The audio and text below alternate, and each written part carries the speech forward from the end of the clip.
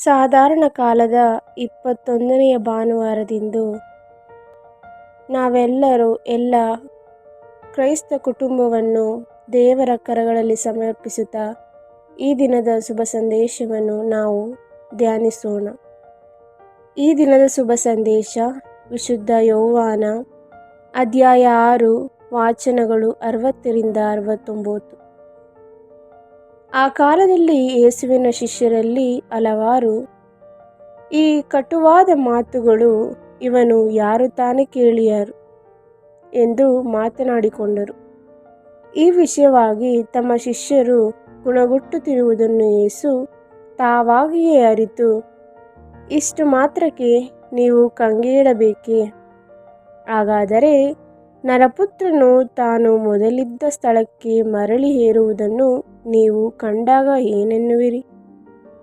ಸಜೀವವನ್ನು ಕೊಡುವನಾತದು ದೇವರ ಆತ್ಮವೇ, ನರಮಾಂಸದಿಂದ ಏನೂ ಆಗದು.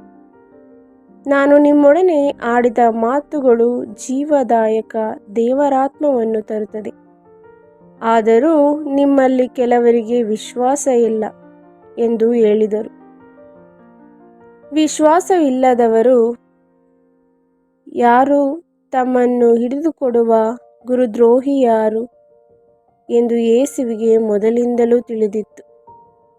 ಪಿತನು ಅನುಗ್ರಹಿಸಿದ ಹೊರತು ಯಾರೂ ನನ್ನ ಬಳಿಗೆ ಬರಲಾರರು ಎಂದು ನಾನು ಹೇಳಿದುದು ಇದಕ್ಕಾಗಿ ಎಂದು ಯೇಸು ಮತ್ತೆ ನುಡಿದರು. ಅಂದಿನಿಂದ ಯೇಸುಸ್ವಾಮಿಯ ಹಿಂಬಾಲಕರಲ್ಲಿ ಹಲವರು ಅವರ ಸಹವಾಸವನ್ನು ಬಿಟ್ಟರು, ಹೋದವರು ಹಿಂದಿರುಗಿ ಬರಲಿಲ್ಲ.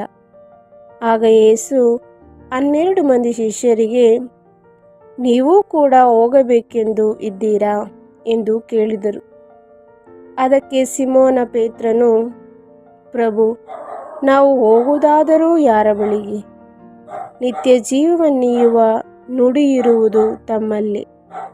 ತಾವು ದೇವರಿಂದ ಬಂದ ಪರಮಪೂಜ್ಯರು.